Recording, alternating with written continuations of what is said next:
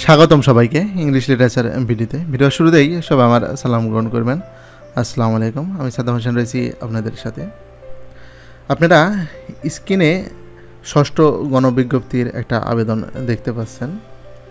এখানে আমি বর্তমানে 4 নম্বর স্টেপে রয়েছি, অর্থাৎ যেই স্টেপ থেকে আপনি আপনার যেই স্কুল প্রতিষ্ঠান বা কলেজ প্রতিষ্ঠান রয়েছে এই প্রতিষ্ঠান সিলেক্ট করতে পারবেন।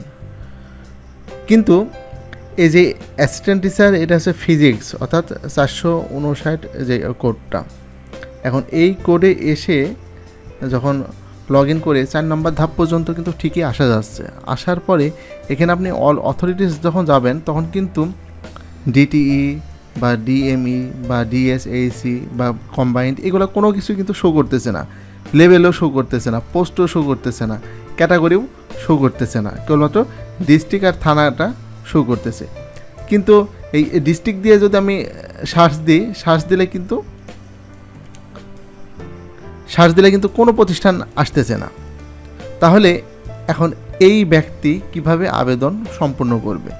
তো এটা একটা বড় ধরনের সমস্যা, আর বিশেষ করে যাদের এই সমস্যাটা হচ্ছে তাদের মানে খুবই টেনশনের একটা বিষয়। কারণ যেহেতু এনটিআরসি 10 জুলাই পর্যন্ত তারা নির্ধারিত সময় দিয়ে দিয়েছে এবং এই সময়ের মধ্যে ষষ্ঠ গণবিজ্ঞপ্তির আবেদন সম্পূর্ণ করতে হবে। তাহলে এই ভাইটা কিভাবে আবেদন করবে? তো আজ 30শে জুন হঠাৎ মানে সন্ধ্যার আগ মুহূর্তে এই ভাইটা আমাকে ফোন করে পরবর্তীতে আমাকে এই সম্পর্কে সে বলে যে স্যার এই সমস্যাটা হচ্ছে, আমি আবেদনে ঢুকে আমি 4 নম্বর স্টেপ পর্যন্ত যাওয়ার পরে আর এগোতে পারছি না, বা আমার প্রতিষ্ঠান চয়েসের যে লিস্ট, এই লিস্ট আমি দেখতে পাচ্ছি না। তো এখন আমি কি করব? তো এই ঘটনাটা শোনার পরে আমার আসলে কেমন যেন মনে হলো যে আসলে এমনটা তো হওয়ার কথা না। কারণ এনটিআরসি যখন ষষ্ঠ গণবিজ্ঞপ্তির মানে আবেদনের সময়টা যেহেতু চালু করে দিয়েছে আর টেলিটক যেহেতু এই দায়িত্বটা নিয়েছে, তো টেকনিক্যাল এমন প্রবলেম হওয়ার তো কথা না। পরবর্তীতে সে আমাকে তার রোল নাম্বার এবং জন্ম তারিখটা দেয়। আমি আমার কম্পিউটারে যখন এন্ট্রি হওয়ার পরে দেখতেছি যে আসলেই ঘটনা সত্য, অর্থাৎ 4 নম্বর স্টেপে এসে পরবর্তীতে আর কোনো কিছুই শো করতেছে না।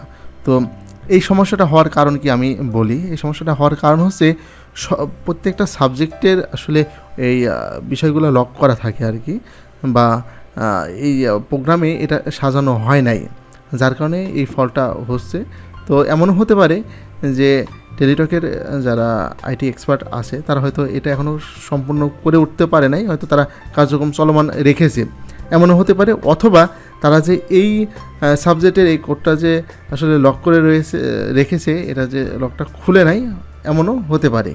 তো যাই হোক, সমস্যা যাই হোক, ওটা কোনো বিষয় না। এখন যাদের এই সমস্যা হচ্ছে তারা এখন কি করবেন, তাদের করণীয় কি, সেই বিষয়ে আমি আসতেছি। এখন যাদের আবেদন করতে গিয়ে এই ধরনের সমস্যা হচ্ছে তারা একটা আবেদন লিখবেন, লিখিত একটা আবেদন লিখবেন যে বরাবর চেয়ারম্যান বেসরকারি শিক্ষক ও প্রত্যয়ন কর্তৃপক্ষ দিয়ে বিষয় দিবেন যে ষষ্ঠ গণবিজ্ঞপ্তিতে আবেদন না করতে পারা প্রসঙ্গে।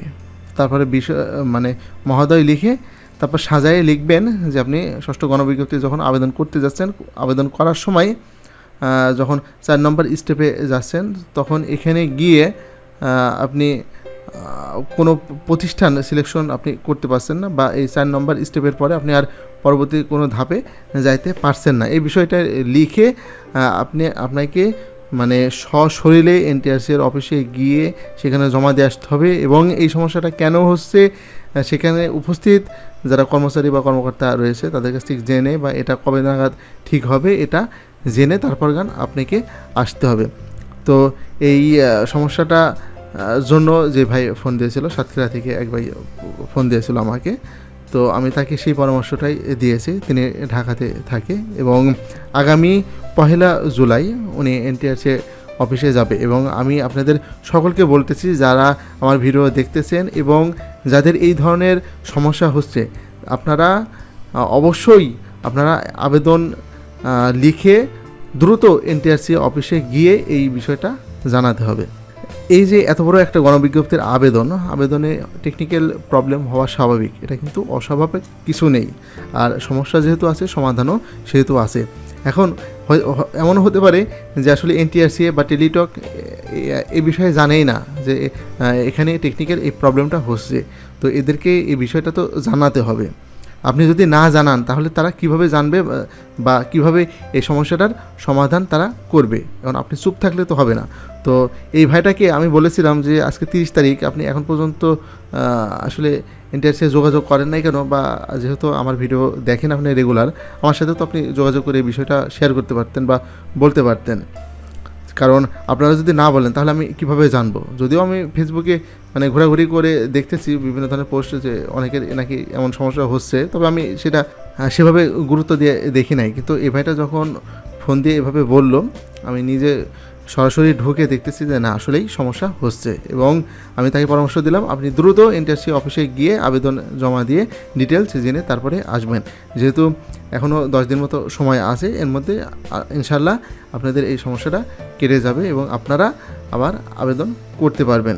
তো যাই হোক, যাদের এই ধরনের সমস্যা হচ্ছে তারা আর ঘরে বসে থাকার কোনো সুযোগ নেই। আপনারা আবেদন লিখে কিন্তু আবেদনটা জমা দিতে হবে, তা নাহলে কিন্তু আপনারা আবেদন করতে পারবেন না। তো যাই হোক, এই ছিল আজকের ভিডিও।